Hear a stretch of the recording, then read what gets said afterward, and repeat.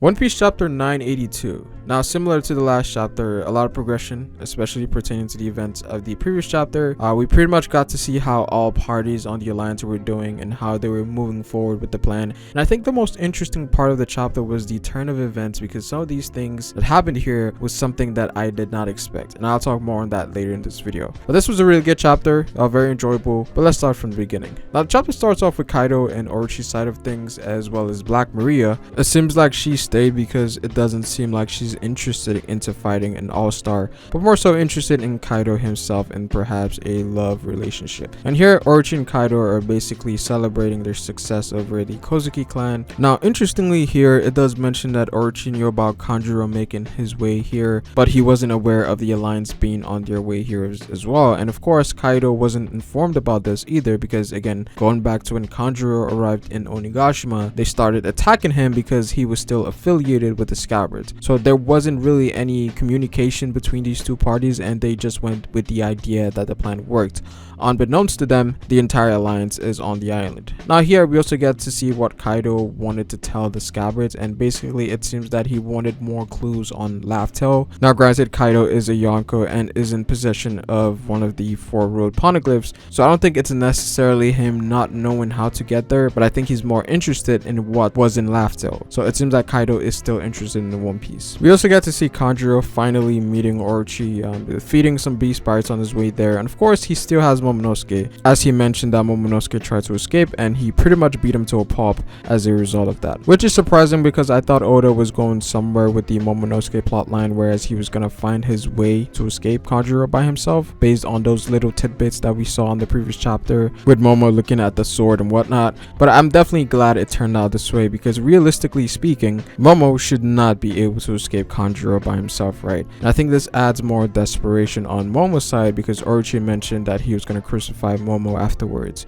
And we also got tidbits here with Kaido saying how disappointing Momo is and that he isn't really worthy of his own name. And even then, you know, Momo flashbacks to his dialogue with Luffy, whereas Luffy told him that he just needs to survive and that Luffy was eventually going to come for him. So I think with Momo, this is going to be good for his character to evolve, because for Momo, one of the things that has been kind of emphasized in the entirety of Wano is that he's always been compared to his father, and he knows that he cannot live up to that because Odin was just a different breed of person, right? But I think this whole plot could be a coming of age for Momo, whereas he actually does something that he doesn't normally do and sort of showing his own way of courage. Now we have to remember that Momo is still 8 years old. He cannot really do anything combat wise, but I think he might be able to get under Orochi's skin in some way, shape or form, in the same fashion that Yasu did back in the Bisu town, where he confronts these fears and tries to overcome them. So I think a lot can come from this in terms of Momo developing as a character. So I'm liking where this is going, just because I think we all want to see Momo grow and have a great moment other than being saved, right? Him telling Luffy that he would handle things on his own was definitely a start. We also get to see Kanjuro tell Orochi about the alliance making their way to Onigashima, even though the alliance is already here at this point and already infiltrating. Now Fukurokuju mentions that they are aware of Luffy, Zoro, Kid and Killer being present on the island as well as their crews, but they aren't really taking it serious because they have their entire force on the island and they're pretty much leaving everything for Queen to handle. And obviously that was the worst thing that they could have done, because not only do they have more reinforcement coming as well as Law and the others coming in with a surprise attack, but from what we've seen in the entire series, every time the Straw Hats are underestimated in any way, shape or form, unexpected things are bound to happen in their favor. And Orochi, even though he was given some assurance from Fukurokuju, this really shows the fear and anxiety that he gets from the possibility of the Kozuki being alive, which eventually leads him to try to execute Momonosuke right away. So Orochi is still scarred from the events of 20 years ago, and it makes sense within his character because he was also someone who wanted revenge earlier in his life. He's going with the mindset that if I succeeded with my revenge, there's a possibility that they might actually succeed with them taking off my head, especially given the fact that there isn't really any proof of them being dead, right? I think that's what really scares him the most. Now we also get Marco and Knuckle here. Now interestingly, it does mention that Marco actually just happened to show up at the same time as Neko, which made his message to Luffy redundant now that Marco is actually here. And the message that he had for Luffy was that he might be late, but he was going to make it. Now Marco also talked about Odin, and what's very interesting here is that he was actually unaware about how things things was going on in Wano with Kaido and Orochi. Again, which was a question we've always brought up during the Oden flashback, right? You know, like, why didn't Oden ask for Rayleigh or even Whitebeard's help at that point in time? So it's kind of crazy that they didn't actually know what was happening. But again, it goes along with the idea that news doesn't really get out of Wano. Wano is very self-contained for the most part. So it seems that if they knew this was happening, they would have most likely helped Oden. But again, there seems to have been a huge disconnect in terms of communication, because you would think time to time they would definitely go check up on Wano to see how Oden was doing, but I guess not. Or maybe, you know, they took it to heart when Oden left the Whitebeard Pirates to join the Roger Pirates. But then you have Marco saying that he actually liked Oden. So very interesting stuff here. I think this is a very good point of discussion that can be talked about. And something else that's really important here is Weevil. Now, we know one of the reasons that Marco couldn't really leave to help Luffy was because Weevil was searching for Whitebeard's treasure. By doing so, there was a chance that he could have made it into, you know, Whitebeard's hometown and killed the people there. So what exactly happened to make Marco leave, given that Weevil was looking for him? Granted, Weevil did say that his next target was Luffy, and for the most part, everybody knows where Luffy is right now. Most people know that Luffy is in Wano, so Marco and Weevil may actually fight in Wano. We also have to take into account that the warlord system was abolished, so Weevil and Miss Baking are constantly being chased by the Marines right now. So maybe that gave Marco the chance to actually make his way here,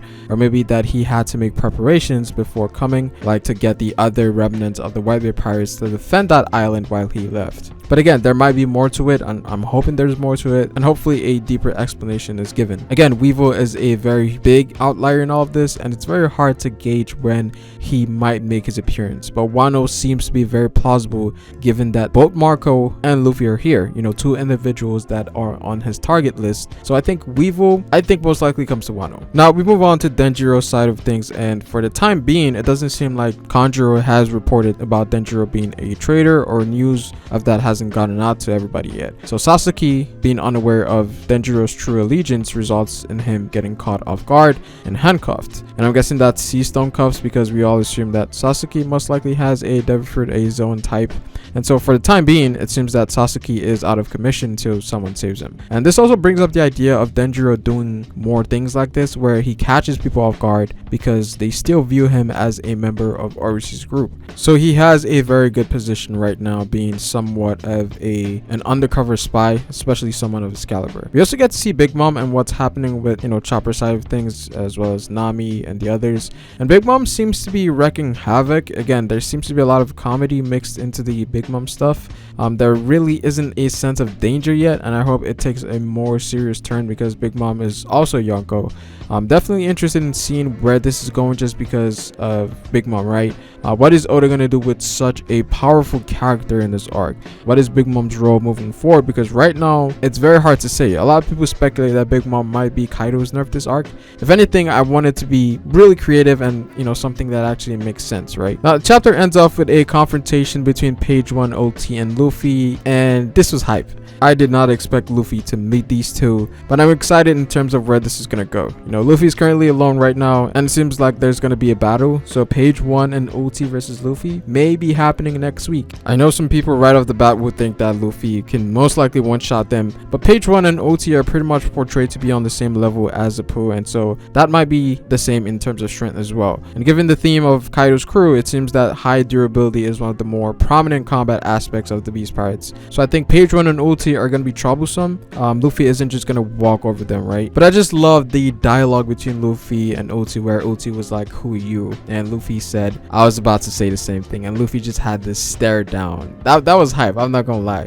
But overall, this was a very enjoyable chapter, even though some of the stuff had some iffy elements here and there. But I really enjoyed the chapter in terms of overall enjoyment of the chapter. It was pretty good. And again, I feel like the anime is just going to be a lot more consumable, just because the skipping parts fit so well in the anime format. I cannot wait for that. Wano in the anime has been amazing for me so far. But again, just my quick thoughts on the chapter. Comment down below what you guys think. Like the video if you liked it, and subscribe for more One Piece content. Again, no breaks next week, so we are getting a chapter next week. So great for us, but it is fair, guys, and I will see you folks later. Peace.